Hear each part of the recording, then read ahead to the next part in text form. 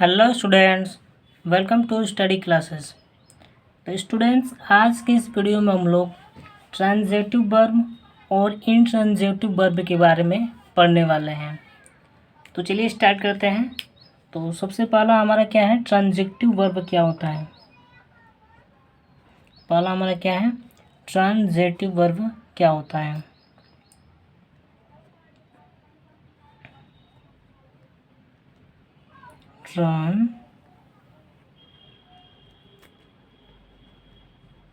Transitive verb, इसको हिंदी में क्या बोलते हैं, सकर्मक क्रिया। इसको हिंदी में बोलते हैं सकर्मक क्रिया। तो ट्रांजिटिव वर्ब क्या होता है, तो चलिए इसे समझते हैं। ट्रांजिटिव वर्ब जो होता है अपने पीछे क्या लेता है, verb.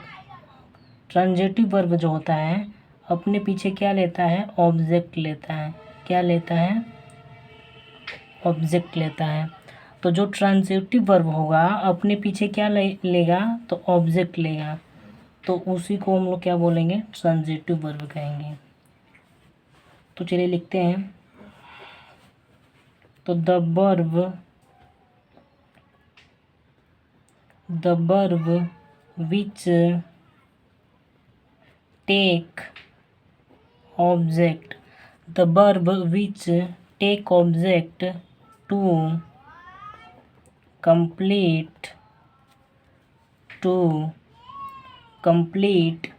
their sense are called transitive verb, called transitive verb. तो ट्रांजिटिव वर्ब क्या होगा, वो अपने पीछे क्या लेगा, ऑब्जेक्ट को लेगा। क्या लेगा, ऑब्जेक्ट को लेगा। एग्जाम्पल से समझते हैं। एग्जाम्पल, तो एग्जाम्पल क्या है, तो इसका एग्जाम्पल है आई सा हर, मैंने उसे देखा। तो ये क्या है, एक ट्रांजिटिव वर्ब है। क्या है, ये क्या है, वर्ब है। क्या है, मेन वर्ब है। तो मेन वर्ब, और ये क्या है, ऑब्जेक्ट। तो मेन वर्ब के आगे क्या है, ऑब्जेक्ट दिया है। तो ये क्या हो जाएगा, ये ट्रांजिटिव वर्ब हो जाएगा। ट्रांजिटिव वर्ब हो जाएगा। दूसरा एग्जांपल देखते हैं। सी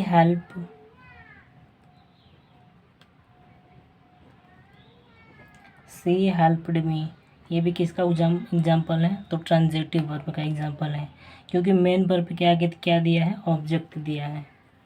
तीसरा एग्जाम्पल देखते हैं। The cow eats grass,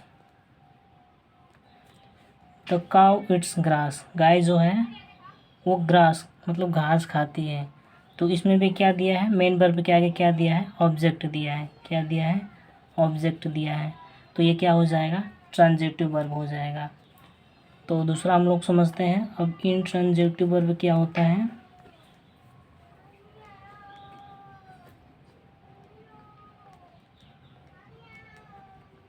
intransitive verb, इसका हिंदी होता है अकर्मक क्रिया। अकर्मक क्रिया होता है।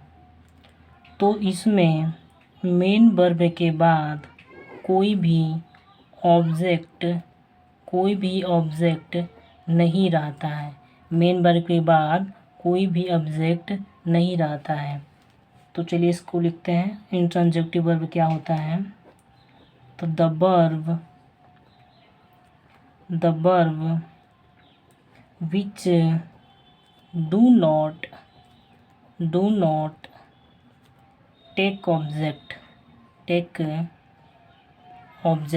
तो the verb which do not take object to